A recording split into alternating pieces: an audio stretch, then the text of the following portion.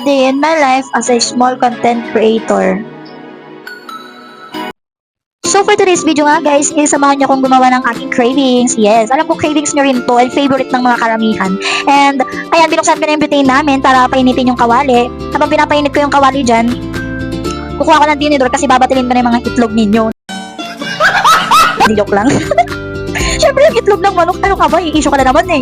So fast forward na natin guys para mabilis.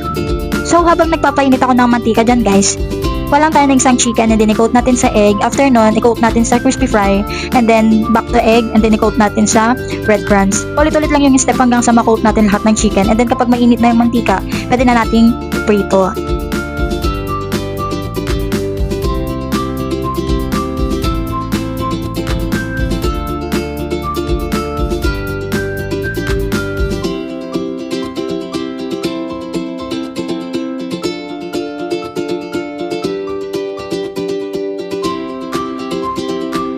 Dahil mainit na nga yung mantika natin, papahinaan natin yung apoy and then pwede na tayong magprito.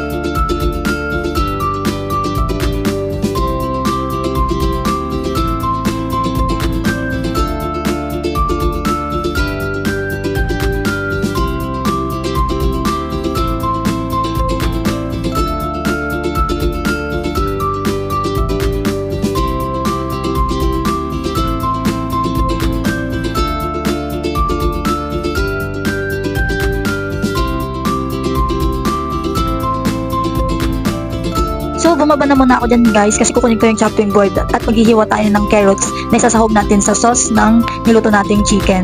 And then, sakto nga dumating na din si Josawa ko hindi pa ako tapos magluto. Anong oras na rin ako nagluto kanina at kararating lang din ng tubig. Pagdating ng asawa ko, una niyang binanggit sa akin na ang bango-bango daw ng niluluto ko. Ay ba, syempre, sino ba to? Sorry.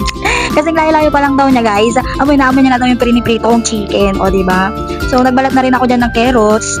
And then, tinawag ko muna si Josawa para baliktadin niya yung manok na priniprito ko. Uy, nanonood na naman yung walang jowa dyan. Di joke lang. So, pinahango ko na kay Josawa yung mga manok ko na prito dyan para mapalitan ng panibagong lulutuin.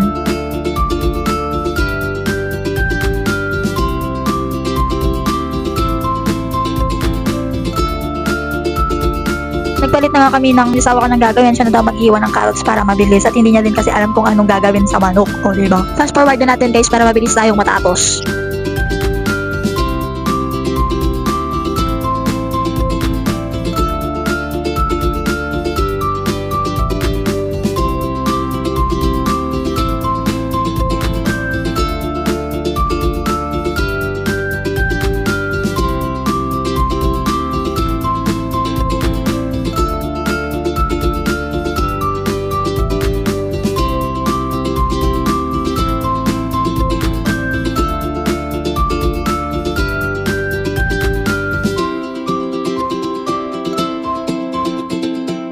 So, hindi ko nga pala prinito lahat kasi anong oras na din ay magluluto pa ako ng sauce niya.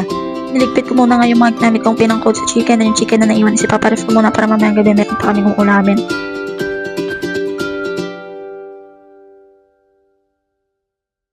At ayun na nga sabi nga ni Josawa, tanggalin niya tayo mga nakatikit sa sipit na makasipit ng maayos daw sa ulamin. Huy!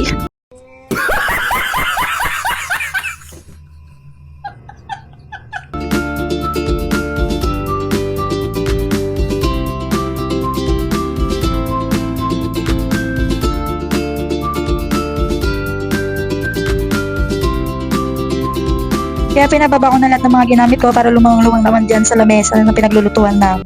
A few moments later. So, ayun nga guys, naghiwala ako ng sibuyas at saka bawang at hiniwa-hiwa ko. Kahit anong gusto niyong hiwa, pwede yan guys. And then, after ko maghiwa dyan, nagpainit na rin ako ng kawali. And then, nung mainit na po yung kawali, nilagay ko na po yung margarine, tapos inis ako na yung bawang at sibuyas. Sinunod ko na rin yung carrots at mais. After na linagay ko na yung Alaska Evap, tapos tinimplahan ko lang ng kating cornstarch para lumapot konti. And then, linagay ko na yung Nestle cream at tinimplahan ko lang ng chicken cubes and magic syrup. After nun, okay na.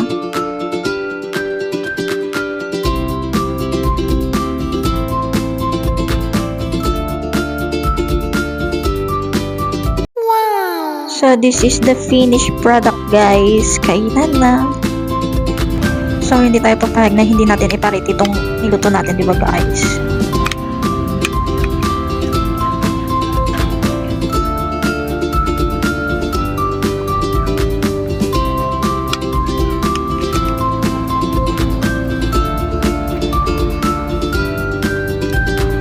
Ang sarap.